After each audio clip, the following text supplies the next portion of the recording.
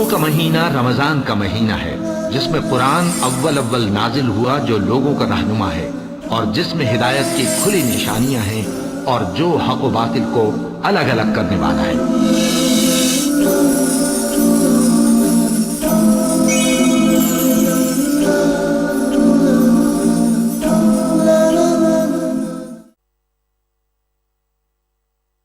अल्हम्दुलिल्लाहि Kaffa व सलामुन अला इबादिहिल्लज़ीना इस्तफ़ा अम्मा बाद। मोहतरम नाज़रीन, प्रोग्राम फ़ज़ाइल रमज़ान की इस नशिस्त में आप हज़रात का इस्तक़बाल है। अस्सलामु अलैकुम व रहमतुल्लाहि व बरकातुहू। आज की नशिस्त का मौजू है माह रमज़ान से मुताल्लिक़ चंद ज़ईफ़ और मौजू रिवायात। रब्बि इश्रह ली सदरी व यस्सिर ली अमरी वहलुल उक़दतम मिन लिसानी यफ़क़हू क़ौली रब्बि ज़िदनी इल्मा सुब्हानका ला इल्मा लना इल्ला मा अल्लमतना इन्नका अंतल अलीमुल हकीम। तमाम किस्म की तारीफ़ात अल्लाह वहदहू ला शरीक खालिक़ कायनात मालिक अर्ज़ो समा और मुदब्बिर इंसुजा के लिए हैं। उसके बाद बेशुमार दरूद व सलाम नाजिल हो जनाब मोहम्मद रसूलुल्लाह सल्लल्लाहु अलैहि वसल्लम पर कि अल्लाह रब्बुल आलमीन ने उन्हें रहमतुल लिल आलमीन बनाकर भेजा। नाज़रीन किराम, हमारे दरमियान बहुत सारे लोग ऐसे पाए जा रहे हैं और पिछले ज़माने में भी पाए जाते रहे हैं कि उनके दरमियान मौजू और ज़ईफ़ हदीसों पर चलने का अमल आम होता जा रहा है। और ये चीज़ तो अब तो और ज़्यादा होती चली जा रही है कि लोग सही हदीस को छोड़कर ज़ईफ़ और मौजू रिवायात पर अमल करने लगे हैं। अगर उन्हें कहा जाए कि यह हदीस नबी सल्लल्लाहु अलैहि वसल्लम से साबित नहीं है, तो वो लोग कहते हैं कि आखिर हदीस ही तो है, मौजू है तो क्या फ़र्क पड़ेगा, फ़जीलत की चीज़ तो है, ज़ईफ़ है तो क्या फ़र्क पड़ेगा, इसमें फ़जीलत की चीज़ तो है। लेकिन याद रखिए, मौजू और ज़ईफ़ रवायात की वजह से पिछले ज़माने में भी हमें काफ़ी नुकसान उठाना पड़ा है और उसके नुकसानात दिन ब दिन ज़्यादा होते चले जा रहे हैं। कुछ लोग हमारे दरमियान ऐसे भी पैदा हुए कि वो कुरान करीम में तो कुछ ना कर सके, लेकिन नबी सल्लल्लाहु अलैहि वसल्लम के नाम पर बहुत सारी हदीसें उन लोगों ने गढ़ ली है। कई कई हज़ार हदीसें गढ़ी गई है। याद कीजिए नबी सल्लल्लाहु अलैहि वसल्लम की उस हदीस को, सही मुस्लिम मुक़द्दमा हदीस नंबर 6, सयकून फ़ी आखिर उम्मती उनासुन युहद्दिसूनकुम मा लम तस्मऊ अंतुम वला आबाउकुम फ़इय्याकुम व इय्याहुम। नबी सल्लल्लाहु अलैहि वसल्लम ने कहा, सयकून फ़ी आखिर उम्मती उनासुन, मेरी उम्मत में आखिर में चंद ऐसे लोग पैदा होंगे, युहद्दिसूनकुम मा लम तस्मऊ अंतुम वला आबाउकुम, कि वो तुमसे वो हदीसें बयान करेंगे जो तुमने नहीं सुना होगा और तुम्हारे बाप दादा ने भी नहीं सुना होगा। बच के रहना, उनसे बच के रहना।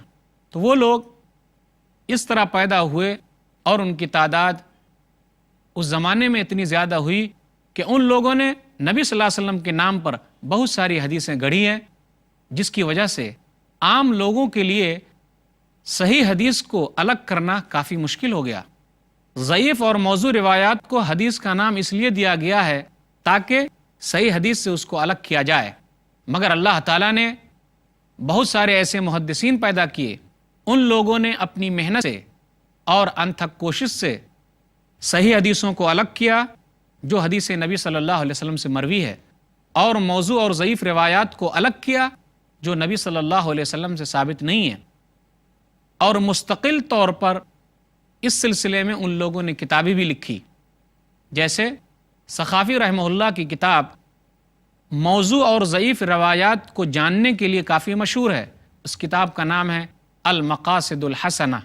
इसी तरीके से अल्लामा शौकानी रहमहुल्लाह ने भी ज़ईफ़ और मौजू रवायात को जानने के लिए एक किताब लिखी जिसका नाम है अल फ़वाइदुल मजमुआ। इसी तरीके से इराक़ी रहमहुल्लाह ने एक किताब लिखी, उस किताब का नाम है तंज़ीहुश शरिया।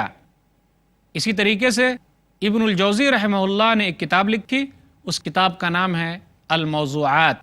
और मुहद्दिस असर अल्लामा अलबानी रहमहुल्लाह ने ज़ईफ़ और मौजू रिवायात के सिलसिले में मुस्तकिल तौर पर एक सीरीज़ लिखी है, उस किताब का नाम है सिलसिलतुल अहादीस अज़्ज़ईफ़ा, और उनकी दूसरी किताब है ज़ईफ़ुल जामे अस्सग़ीर।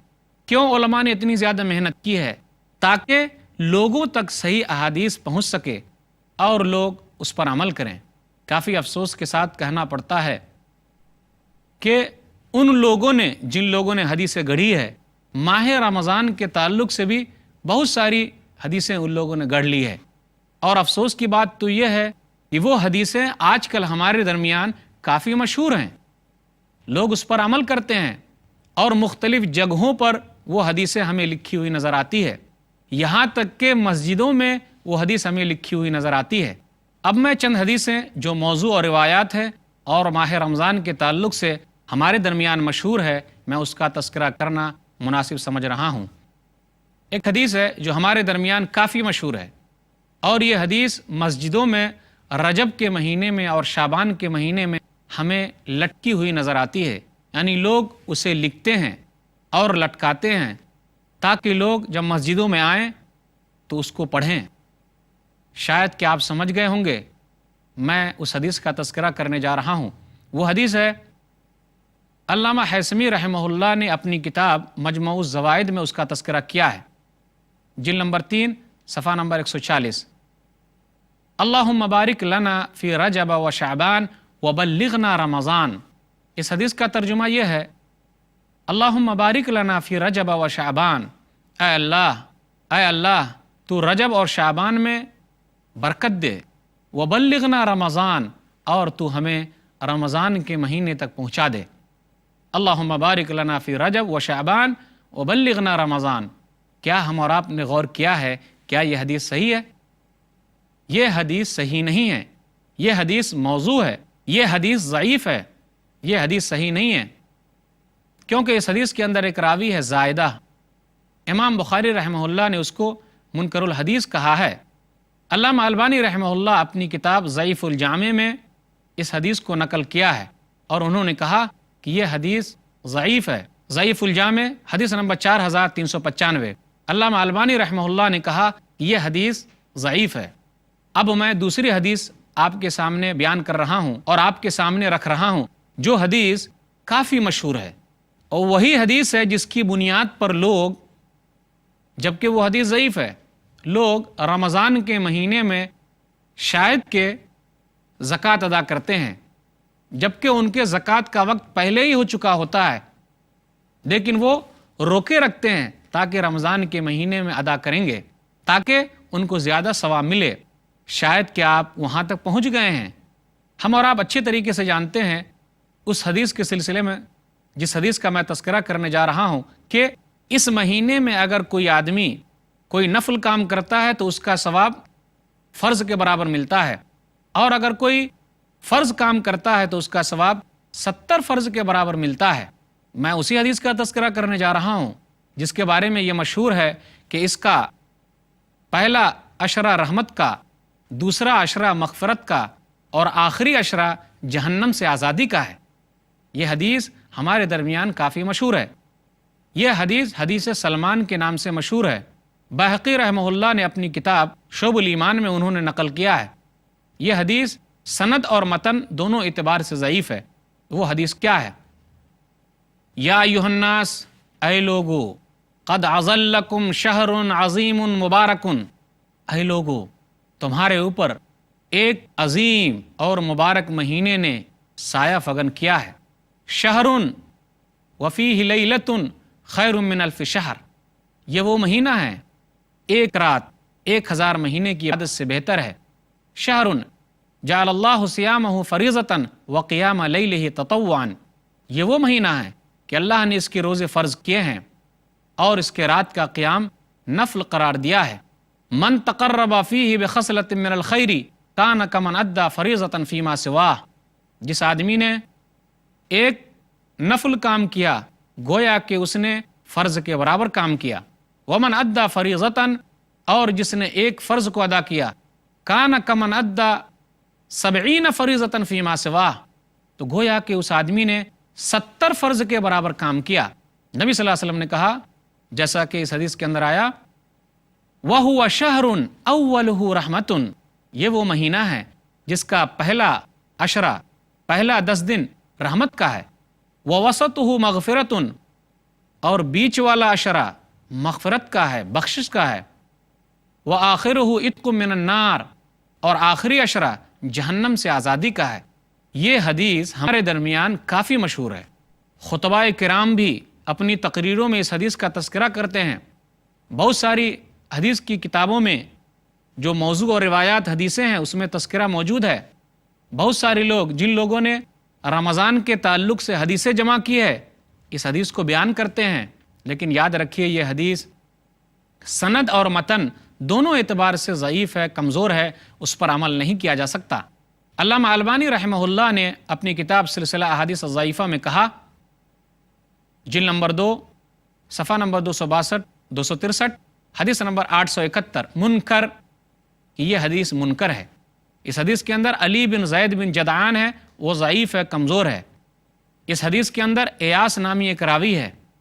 حافظ ابن حجر رحمہ اللہ اپنی کتاب لسان المیزان میں جلد نمبر 1 ترجمہ نمبر 1467 میں کہتے ہیں، عقیلی کا قول نقل کرتے ہیں، مجہول و حدیثہ غیر محفوظ، اس آدمی کے بارے میں اتا پتہ ہے ہی نہیں اور اس کی حدیث محفوظ نہیں ہے، تو سند کے اعتبار سے یہ حدیث کمزور ہے۔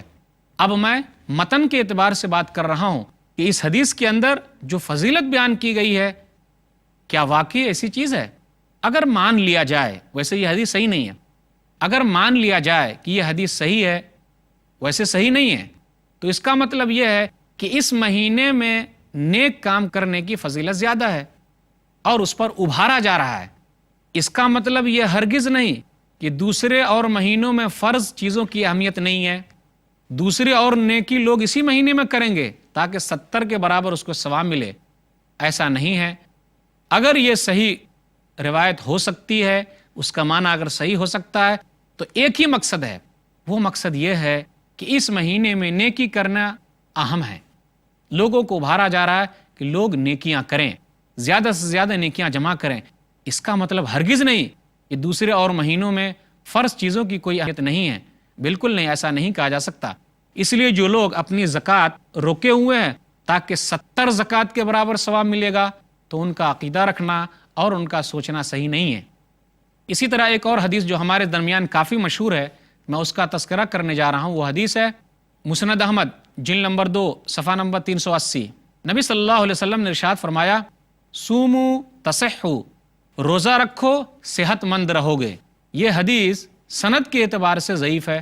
علامہ البانی رحمہ اللہ نے اپنی کتاب سلسلہ احادیث الضعیفہ میں کہا، جلد نمبر 1 صفحہ نمبر 420 حدیث نمبر 253 ضعیف، یہ حدیث کمزور ہے، صحیح نہیں ہے، اس حدیث پر عمل نہیں ہو سکتا۔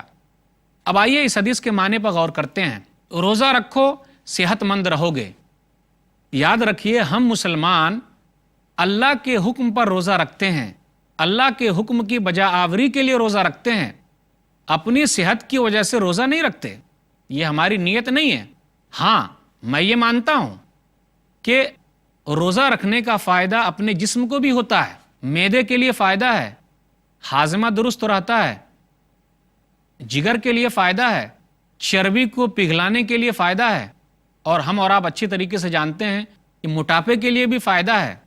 اور یہ بات اچھی طرح جانتے ہیں کہ کوئی مشین اگر بار بار چلتی رہے اور اسے کچھ وقت کے لیے نہ روکا جائے تو وہ مشین خراب ہو سکتی ہے۔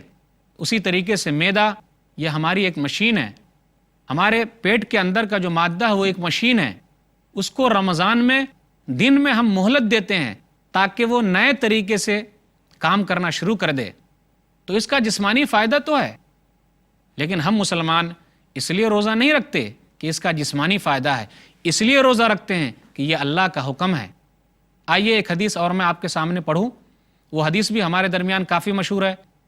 لِكُلِّ شَيْءٍ زَكَاةٌ وَزَكَاةُ الْجَسَدِ الصَّوْمُ، سنن ابن ماجہ کتاب الصیام کتاب نمبر 7 باب نمبر 44 حدیث نمبر 1745۔ ہر چیز کی زکوٰۃ ہے، نبی صلی اللہ علیہ وسلم نے کہا ہر چیز کی زکوٰۃ ہے اور جسم کی زکوٰۃ روزہ ہے، لیکن یہ حدیث صحیح نہیں ہے۔ لیکن ہمارے درمیان یہ حدیث کافی مشہور ہے، علماء کرام بیان کرتے ہیں، تقریروں میں خطبہ کرام بیان کرتے ہیں کہ ہر چیز کی زکوٰۃ ہے اور جسم کی زکوٰۃ روزہ ہے۔ یہ حدیث صحیح کیوں نہیں ہے؟ حافظ ابن حجر رحمہ اللہ اپنی کتاب تقریب التہذیب میں ترجمہ نمبر 7015 میں کہتے ہیں کہ اس حدیث کے اندر ایک راوی ہے موسیٰ بن عبیدہ، موسیٰ بن عبیدہ ایک راوی ہے ضعیف، وہ راوی کمزور ہے، اس لیے اس حدیث پر عمل نہیں ہو سکتا۔ اس حدیث کو ہم روزے کی فضیلت میں بیان نہیں کر سکتے، بہت سارے لوگ بیان کرتے ہیں، انہیں بیان نہیں کرنا چاہیے۔ علامہ البانی رحمہ اللہ اپنی کتاب سلسلہ احادیث الضعیفہ جلد نمبر 3 حدیث نمبر 1329 میں کہتے ہیں ضعیف، یہ حدیث کمزور ہے، ضعیف حدیث ہے، صحیح حدیث نہیں ہے، اس پر عمل نہیں ہو سکتا۔ ہمارے درمیان ایک حدیث اور بھی مشہور ہے، اور وہ زیادہ مشہور ہے، لوگ رمضان کی فضیلت میں لوگوں کو ابھارنے کے لیے اس حدیث کا سہارا لیتے ہیں۔ علامہ طبرانی رحمہ اللہ نے اپنی کتاب المعجم الاوسط میں اس حدیث کو نقل کیا ہے، ان الجنت لتزخرف لرمضان، کہ جنت کو رمضان کے لیے تیار کیا جا رہا ہے، من راس الحول الی الحول، سال کے شروع ہی سے سال بھر تک جنت کو رمضان کے لیے تیار کیا جا رہا ہے۔ فَإِذَا كَانَ أَوَّلُ لَيْلَةٍ مِّن رَمَضَان حَبَّتْ رِيحٌ، اور جب رمضان کی پہلی رات آتی ہے، حَبَّتْ رِيحٌ مِّن تحت العرش، تو عرش کے نیچے سے ہوا چلتی ہے، فَصَفَقَتْ وَرَقُ الْجَنَّةِ عَنِ الْحُورِ الْعِينِ، اور جنت کے پتے جو ہے وہ حور عین سے ٹکراتے ہیں، فَقُلْنَا، تو وہ حور عین کہتی ہیں، جو اللہ تعالیٰ نے نیک لوگوں کے لیے رکھی ہیں، وہ عورتیں کہتی ہیں، اے ہمارے رب، تو ہمارے لیے اپنے بندوں میں سے شوہر کا انتظام کر دے، تاکہ ان سے مل کر ہماری آنکھیں ٹھنڈی ہو جائیں اور ہم سے مل کر ان کی آنکھیں ٹھنڈی ہو جائیں۔ یہ حدیث صحیح نہیں ہے۔ لوگ رمضان کی فضیلت میں یہ حدیث بیان کرتے ہیں، کیونکہ اس حدیث کے اندر ایک راوی ہے ولید بن ولید قلانسی، جو صحیح نہیں ہے، شدید کمزور ہے۔ علامہ البانی رحمہ اللہ نے اس حدیث کے بارے میں کہا، ان الجنت لتزخرف لرمضان، اپنی کتاب سلسلہ احادیث الضعیفہ میں جلد نمبر 3 حدیث نمبر 1325 منکر، کہ یہ حدیث منکر ہے، اس لیے اس حدیث پر عمل نہیں کیا جا سکتا۔ اسی طرح ایک اور اہم حدیث جو ہمارے درمیان کافی مشہور ہے، بلکہ میں یہ کہوں کہ سب سے زیادہ مشہور ہے تو بیجا نہ ہوگا، لیکن وہ حدیث بھی سند کے اعتبار سے صحیح نہیں ہے۔ جی ہاں، میں افطاری کے وقت کی دعا کی بات کرنے لگا ہوں۔ وہ حدیث ہے سنن ابی داؤد کتاب الصیام کتاب نمبر 14 حدیث نمبر 2358، اللہم لک صمت وعلی رزقک افطرت، کہ اللہ میں نے تیرے لیے روزہ رکھا اور تیرے رزق پر میں افطار کر رہا ہوں۔ یہ حدیث ہمارے درمیان کافی مشہور ہے، بلکہ سب سے زیادہ مشہور ہے، لیکن آپ یقین مانیے کہ یہ حدیث سند کے اعتبار سے صحیح نہیں ہے۔ علامہ البانی رحمہ اللہ نے اس حدیث کو جب سنن ابی داؤد کی تحقیق کی تو ضعیف لکھا ہے۔ آخر ضعیف کیوں ہیں، کمزور کیوں ہیں، اس پر عمل کیوں نہیں ہو سکتا؟ کیونکہ اس کے اندر ایک راوی ہے معاذ بن زہرہ۔ حافظ ابن حجر رحمہ اللہ کہتے ہیں تقریب التہذیب میں ترجمہ نمبر 6754، مقبول، یہ آدمی مقبول ہے، من الثالثہ، تیسرے طبقے میں سے ہے، ارسل حدیثا فوہم من ذکرہ فی الصحابہ، اس لیے یہ حدیث کمزور ہے، ضعیف ہے۔ افطاری کے وقت یہ دعا نہیں پڑھ سکتے، اللہم لک صمت ورزقک افطرت۔ اس کے مقابلے میں ایک صحیح حدیث ہے، آدمی بسم اللہ کر کے افطار کرے اور وہ دعا پڑھے۔ سنن ابی داؤد کتاب الصیام کتاب نمبر 14، ذہب الظمأ وابتلت العروق وثبت الاجر انشاء اللہ، پیاس بجھ گئی، رگیں تر ہو گئی، اللہ کے پاس انشاءاللہ اجر پکا ہو گیا، ثواب پکا ہو گیا۔ تو جب صحیح حدیث موجود ہے تو ہم ضعیف حدیث پر عمل کیوں کرتے ہیں؟ اور ایک حدیث جو میں بیان کر رہا ہوں کہ اس کا تو عطا پتہ ہے ہی نہیں کہ وہ حدیث ہے کہ نہیں، جیسے لوگ پڑھتے ہیں اللہم لک صمت وبک آمنت وعلیک توکلت وعلی رزقک افطرت برحمتک یا ارحم الراحمین، یہ تو ضعیف حدیث بھی نہیں ہے، کیا معلوم کہاں سے لوگوں نے ذکر کر لیا ہے اور اپنی طرف سے لوگوں نے اسلام کے اندر داخل کر لیا ہے۔ اسی طرح اب ایک حدیث اور میں آپ کے سامنے رکھنا چاہتا ہوں، وہ حدیث ہے جو لوگ کہتے ہیں کہ صرف افطاری کے وقت اگر آدمی دعا کرے تو اس کی دعا قبول ہوتی ہے، تو یہ صحیح نہیں ہے، بلکہ اس کے اندر تو وسعت ہے کہ روزہ دار دن بھر میں جب بھی دعا کرے تو رب اس کی دعا کو قبول کرے۔ ایک حدیث ہے جو لوگ بیان کرتے ہیں، سنن ترمذی کتاب الدعوات کتاب نمبر 45 حدیث نمبر 3598، جس وقت آدمی افطاری کرے اس وقت دعا کرے تو وہ دعا رد نہیں ہوگی، لیکن یہ حدیث صحیح نہیں ہے۔ یہ حدیث ضعیف ہے۔ علامہ البانی رحمہ اللہ نے سلسلہ حدیث ضعیفہ میں کہا حدیث نمبر 1385 ضعیف، یہ حدیث ضعیف ہے۔ اس کے مقابلے میں ایک حدیث صحیح ہے، اور اس حدیث کے اندر وسعت ہے کہ ہمارے لیے ہے ہم دن بھر میں جب بھی دعا کریں روزہ دار کی دعا اللہ قبول فرماتا ہے۔ صحیح ابن حبان کتاب الصوم کتاب نمبر 12 حدیث نمبر 3428، 3 آدمی کی دعا کبھی رد نہیں ہوتی۔ روزہ دار کی دعا اس وقت تک جب تک وہ افطار نہ کر لے۔ تو دیکھا آپ نے کتنی بڑی فضیلت ہے کہ جب تک افطار نہ کر لے وہ روزے کی حالت میں جب بھی دعا مانگے اللہ دعا قبول کرے گا۔ والامام العادل، اور انصاف پسند امام کی دعا، ودعوت المظلوم، اور مظلوم کی دعا اللہ قبول فرماتا ہے۔ اسی طرح ایک اور حدیث ہے جو ہمارے درمیان کافی مشہور ہے، طبرانی الکبیر کے اندر جلد نمبر 1 حدیث نمبر 617، اذا کان یوم الفطر وقفت الملائکۃ علی ابواب الطرق، جب عید کا دن آتا ہے تو فرشتے روڈوں پر کھڑے ہو جاتے ہیں اور لوگوں سے کہتے ہیں آؤ جلدی آؤ نماز کے لیے۔ پھر جب وہ نماز پڑھ لیتے ہیں تو کہتے ہیں اللہ نے تم کو بخش دیا، چلے جاؤ، آج انعام کا دن ہے۔ یہ حدیث صحیح نہیں ہے۔ اس حدیث کے اندر جابر جعفی متروک ہے، اس حدیث کے اندر عمرو بن شمر رافضی خبیث ہے، اس حدیث کے اندر ابو زبیر ایک راوی ہے، اس کی وجہ سے بھی یہ حدیث ضعیف ہے، تو اس حدیث پر عمل نہیں کیا جا سکتا۔ تو یاد رکھیے جو چیز نبی صلی اللہ علیہ وسلم سے ثابت نہیں ہے اس دین میں داخل کریں گے وہ چیز مردود ہے، قبول نہیں کی جائے گی۔ صحیح مسلم کتاب الاقضیہ کتاب نمبر 30 باب نمبر 8 حدیث نمبر 1718، من احدث فی امرنا ھذا ما لیس منہ فہو رد، جس نے ہمارے اس دین کوئی چیز ایجاد کی اور وہ چیز نہیں ہے تو وہ چیز مردود ہے۔ یاد رکھیے ہمارے درمیان صحیح حدیثیں تو اتنی زیادہ ہے کہ اسی پر عمل کر لیں گے تو ہمارے لیے کافی ہے، تو ہم ضعیف اور موضوع کی طرف کیوں جاتے ہیں؟ اللہ تعالیٰ سے دعا ہے کہ اللہ تعالیٰ ہم لوگوں کو صحیح احادیث پر عمل کرنے کی توفیق دے، آمین۔ وآخر دعوانا الحمدللہ رب العالمین، وصلی اللہ علی نبینا محمد وآلہ وصحبہ اجمعین، والسلام علیکم ورحمۃ اللہ وبرکاتہ۔